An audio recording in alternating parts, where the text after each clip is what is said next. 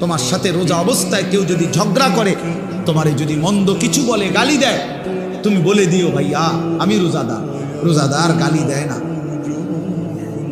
রোজাদার ঝগড়া করে না ভাইয়া, রোজাদার নাফরমানি করে না। ফালিয়াকুল ইন্নী ইমরুউন সাইম।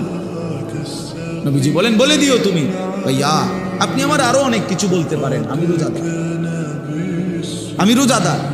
রোজাদার গালি দেন। রাসূলুল্লাহ সাল্লাল্লাহু আলাইহি ওয়াসাল্লাম বলেন লাইসাল মুমিনু বিত্তাআন ওয়ালাল লাআন ওয়ালাল ফাহিশ ওয়ালাল বাদী। এটা হাদিস। নবীজি বলেন মুমিন খোঁটা দানকারী হয় না।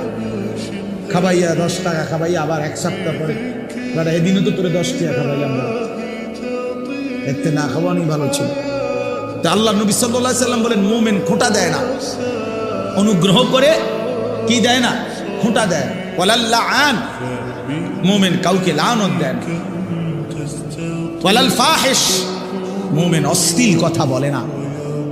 ওয়ালাল বাদী, মুমিন নোংরা চরিত্রের হয় না।